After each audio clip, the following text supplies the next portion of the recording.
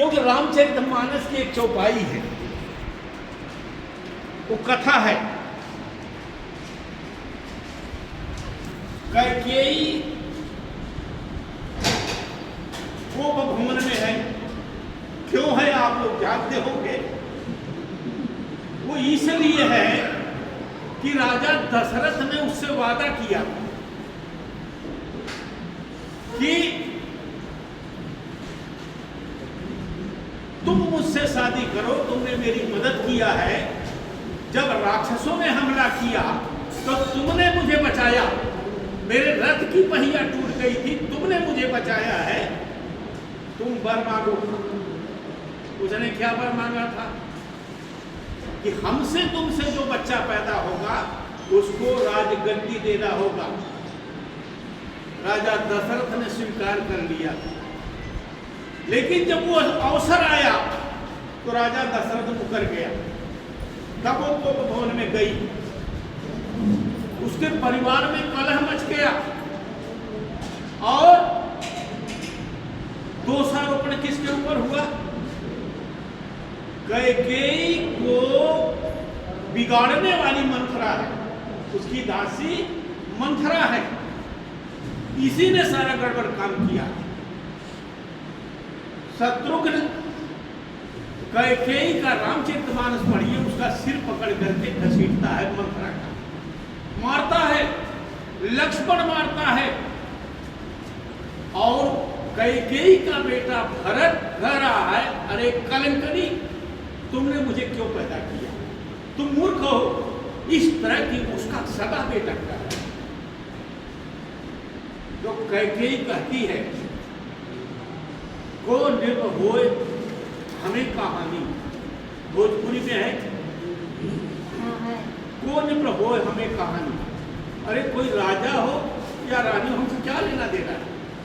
मैं तो दासी हूं, तेरी छाड़ी न हुई है रानी, यानी मैं तो दासी हूं, मैं रानी तो होना नहीं है मुझे, है मेरा क्या लेना देना है। ये कथा इसलिए कह रहा हूं, हमारे समाज का चरित्र है।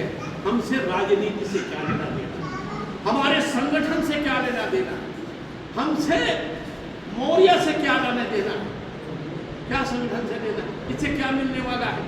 ये हमारे समाज का चरित्र है। और चरित्र पढ़े लिखे लोगों का, अनपढ़ लोगों का नहीं।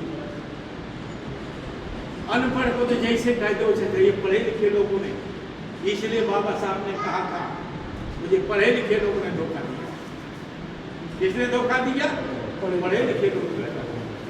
लेकिन अपने धोखेबाजी से हमारा पढ़ा लिखा समाज अभी भी निजात नहीं दे रहा, नहीं पा रहा। ये इसलिए है साथियों, आपने देखा होगा अभी अभी 24वीं लोकसभा का चुनाव हुआ, सांसद चुने गए पूरे देश से, शपथ ग्रहण समारोह चल रहा था। तो शपथ ग्रहण समारोह में सत्ता और विपक्ष के लोगों के हाथ में भारत का संविधान था कि नहीं संविधान जी। और जवान से जय भीम का उद्घोष कर रहे थे। ये दोनों चीज थी ना, यानी जवान पर जय भीम और हाथ में भारत का संविधान। आपको यह फैसला करना है कि यह क्या बात, जिन लोगों के हाथ में संविधान और जिन लोगों की जवान पर जय भीम का उद्घोष कर रहे थे, क्या वे एतबार करने लायक हैं? एतबार किया जा सकता उनको ऊपर? क्यों? अरे भाई संविधान है और जवान पर जय भीम करते हैं, हम भी जय भीम करते हैं, कहते हैं कि नहीं? हम एतबार करने लायक हैं क्या? जय भीम करते हैं क्या? हम एतबार करने लायक हम भी हैं क्या? ये सवाल हमारे सामने है। वे लोग जिनके हाथ में संविधान और जवान पर जय भीम का नारा था, क्या उनका कोई वजूद है समाज में? जो कहते कुछ हैं और करते कुछ हैं, उनका वजूद है कोई समाज में? बाबा साहब डॉक्टर अम्बेडकर ने अपने आंखों के सामने संसद में देखा था कि हमारे SC ST के चुने हुए प्रतिनिधि संसद में मुंह ही नहीं खोलते, और मुंह खोलते भी हैं तो उस समय जब उनको जवाई आती। ऐसे लोग एतबार करने लायक हैं? ये सवाल है। तीसरा सवाल यह है, क्या वे अपने संगठन के प्रति, अपने समाज के प्रति और अपने संविधान के प्रति वफादार हैं? हैं क्या? नहीं है। वे अपने संविधान के प्रति वफादार नहीं। अरे जिस बाबा साहब डॉक्टर अंबेडकर ने उन्हें झुग्गी झोपड़ी से महल तक पहुंचाया, ऐसे लोगों का एतबार कैसे किया जा सकता है जो अपने संविधान के प्रति नहीं? ये हाथ में संविधान और जवान पर जय भीम करने से किसी समस्या का हल होगा क्या? हमारा कहीं ऐसा चरित्र तो नहीं है। इस पर आप लोग अंदर से झांको अपने आप को। कहीं हमारा भी चरित्र ऐसा तो नहीं है कि हम कहते कुछ हैं और करते कुछ हैं। यह हमारे सामने बहुत बड़ी चुनौती है। अब लोगों ने अभी देखा होगा पीछे, भारत सरकार ने आजादी का अमृत महोत्सव मनाया है कि नहीं? प्रेजेंटेशन कैसे होना चाहिए इसको सीखिए आप लोग। एक गोभी आपको दे दिया जाए, एक व्यक्ति इस तरह से बनाता है कि उसका कोई स्वाद ही नहीं है, और दूसरा इतना बढ़िया बना देता है कि उसका स्वाद ही स्वाद है। तो मामला प्रेजेंटेशन है। आजादी का अमृत महोत्सव, ये जो ब्राह्मण है ना, इतना खतरनाक जीव है, इतना ऐसे बदलता है दिमाग, ऐसे डाइवर्ट करता है कि बड़े से बड़े जो लोग जो है डाइवर्ट हो जाते हैं। आजादी का अमृत महोत्सव, इसको जानिए है क्या? आजादी का अमृत महोत्सव, आपको उस कथा को याद करिए जो झूठी है, काल्पनिक है, और पुराणों में उसका चर्चा है। कभी समुद्र मंथन हुआ, समुद्र मंथन से 14 रत्न निकले, अमृत भी निकला। अमृत जब निकला, क्योंकि अमृत निकलने में, मंथन करने में सुर असुर दोनों थे, बराबर मेहनत किया था। अमृत जब निकला तो उस पर झगड़ा हो गया। किन में? सुर और असुरों में, अमृत बंटवारे को लेकर। जब झगड़ा हो गया तो बांटे कैसे? तो ये साम दाम दंड भेद की नीति इन ब्राह्मणों को समझिए।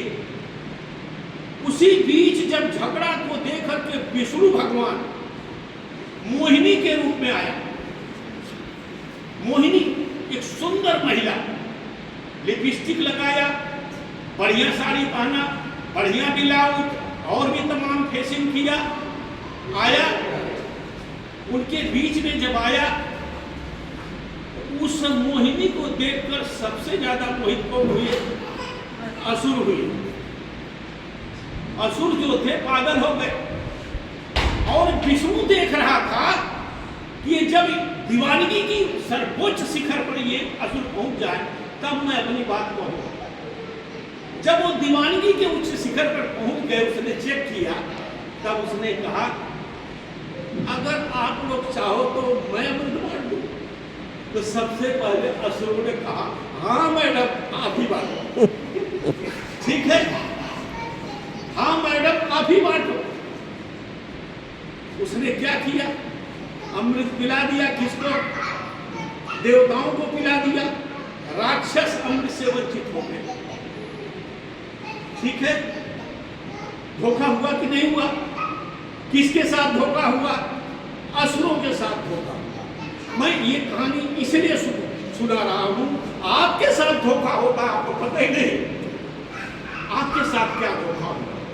आजादी का आंदोलन चल रहा था, बाबा साहब डॉक्टर अंबेडकर ये समझ रहे थे, क्योंकि जिस कौम में जन्म लिया था व्यवस्था के हिसाब से अछूत थे, अछूतों की बस्तियां पृथक थी, अलग थी सबसे।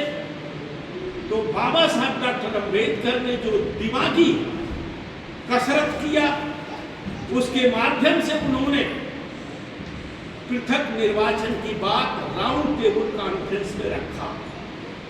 पृथक निर्वाचन, और उस पृथक निर्वाचन में जो बात उन्होंने रखा उस पर चर्चा हुई। 89 लोग जो है सवर्णों की तरफ से थे, बाबा साहब अकेले थे, लेकिन उसमें बाबा साहब उसको कम्युनल अवार्ड कहते हैं, उसको जीता। जब कम्युनल अवार्ड बाबा साहब ने जीता